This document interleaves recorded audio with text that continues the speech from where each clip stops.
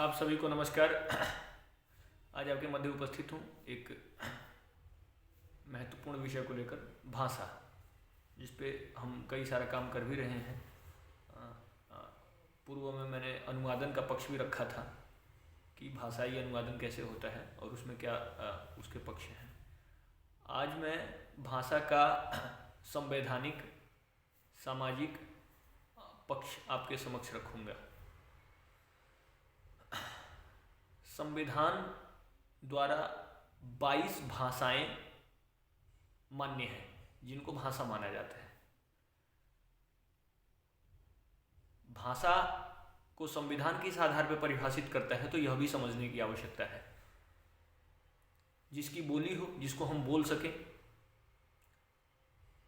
और जिसकी अपनी स्वतंत्र लिपि हो, मतलब बोली और लिपि, इस आधार पर भाषा परिभाषित होती है। जिसकी अपनी बोली हो और अपनी स्वतंत्र लिपि हो, उसको हम भाषा कहते हैं। जैसे तमिल है, तेलुगु है, कन्नड़ है, अनन्य भाषाएं हैं। ये संवैधानिक परिभाषा है। तो इस आधार पे कोई भी भाषा जो है वो संविधान की 8वीं अनुसूची में आती है, जिसमें 22 भाषाएं मान्य हैं। परंतु जब इसका गहराई से अध्ययन करते हैं तो ये ध्यान में आता है कि इन्हीं 22 भाषाओं के अंतर्गत, जिसमें मराठी, नेपाली, मैथिली, डोगरी और ऐसी 5-7 भाषाएं ऐसी भी हैं जिनकी अपनी कोई स्वतंत्र लिपि नहीं है, उसके पश्चात भी यह संविधान के 8वीं अनुसूची के अंतर्गत आती है, क्योंकि इनको देवनागरी में लिपिबद्ध किया जाता है। जैसे मराठी है, मराठी की अपनी कोई स्वतंत्र लिपि नहीं है, मराठी को देवनागरी में ही लिपिबद्ध किया जाता है। नेपाली को देवनागरी में ही लिपिबद्ध किया जाता है, मैथिली को देवनागरी में ही लिपिबद्ध किया जाता है, इधर डोगरी को भी देवनागरी में ही लिपिबद्ध किया जाता है।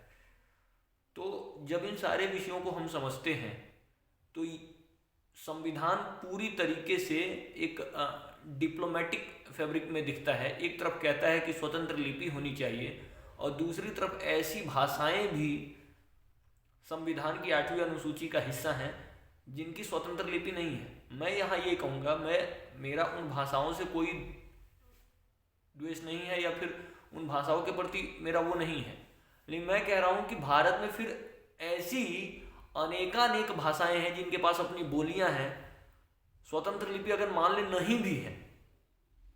उदाहरणतः भोजपुरी, उदाहरणतः राजस्थानी, उदाहरणतः ब्रज, इन सब को हम देवनागरी में लिपिबद्ध कर सकते हैं। जबकि इन भाषाओं के विशेषज्ञ यह भी मानते हैं कि इनके पास स्वतंत्र लिपियां हैं। हम उस पक्ष को भी नहीं देखेंगे, लेकिन मेरे कहने का भाव यहाँ पे मात्र यही है कि भोजपुरी, राजस्थानी, ब्रज और ऐसी अनेकानेक क्षेत्रीय भाषाएं हैं जिनको देवनागरी में लिपिबद्ध किया जा सकता है। उदाहरणतः जैसे भोजपुरी में हमने बोला का हाल बा, का हाल बा, का हाल बा, हिंदी में इसको बोलते हैं क्या हाल है, क्या हाल है। तो भोजपुरी में बोला का हाल बा, तो का हाल बा को देवनागरी में लिपिबद्ध किया जा सकता है। क पे आ की मात्रा का, ह पे आ की मात्रा हा, लो हाल बा, ब पे आ की मात्रा बा, का हाल बा, तो इसको देवनागरी में लिपिबद्ध किया जा सकता है।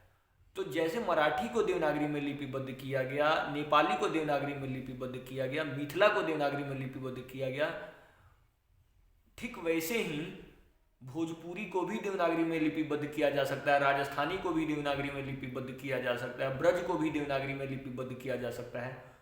तो संविधान की 8वीं अनुसूची का यह तर्क पूर्ण रूपेण तथ्य विहीन है कि मात्र उसी भाषा को दर्जा मिलेगा जिसकी अपनी स्वतंत्र लिपि हो।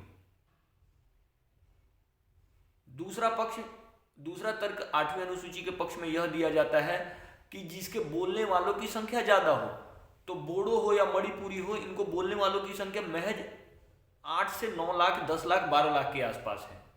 वहीं पे भोजपुरी को बोलने वालों की संख्या 20 करोड़ है, राजस्थानी को बोलने वालों की संख्या नहीं भी तो 5 से 7 करोड़ है। तो ये भी तर्क तथ्य विहीन है।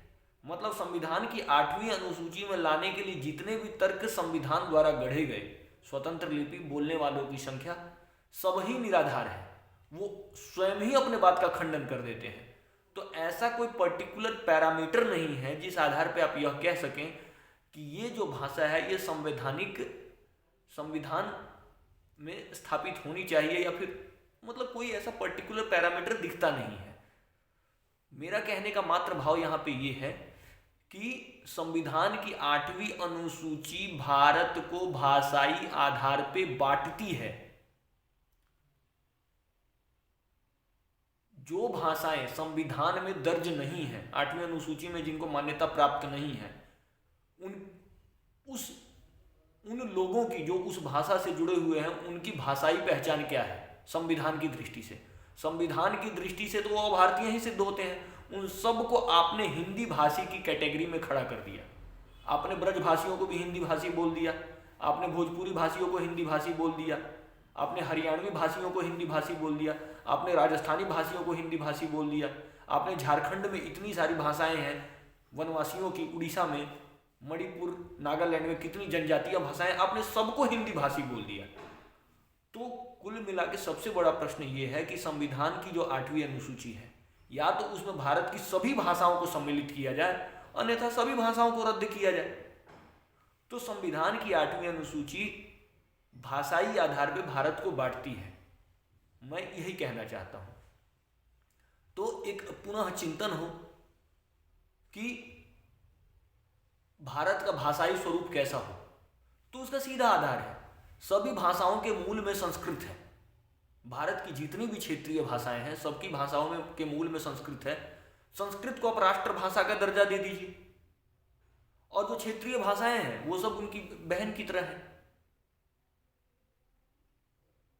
ऐसे 22 कैटेगराइज जो आपने किया है कि यही 22 भाषाएं हैं, इनको बोलने वाले ही भाषाई हैं, और बाकियों का क्या। तो ये जो संविधान की 8वीं अनुसूची का पूरा स्ट्रक्चर है, ये भारत को भाषाई आधार पर बांटता है, ऐसा मुझे प्रतीत हो रहा है। खैर ये एक चर्चा का विषय है, लेकिन मुझे ऐसा प्रतीत हो रहा है कि ये भारत को भाषाई आधार पर बांटता है। तो ये विषय हमको समझने की आवश्यकता है, और एक पुनः चिंतन की आवश्यकता है कि भारत का भाषाई स्वरूप कैसा हो। हर व्यक्ति की अपनी भाषाई पहचान है, चाहे वो भोजपुरी भाषी हो, राजस्थानी भाषी हो, ब्रजभाषी हो, सबकी अपनी भाषाई पहचान है। लेकिन आप एक पर्टिकुलर सेगमेंट को बोलते हैं कि ये संवैधानिक दृष्टि से ये भाषाई है, बाकी नहीं है। तो मुझे लगता है कि संविधान की 8वीं अनुसूची भारत को भाषाई आधार पर बांटती है। मैं इन्हीं सारे विषयों के साथ अपने विषय को विराम दूंगा।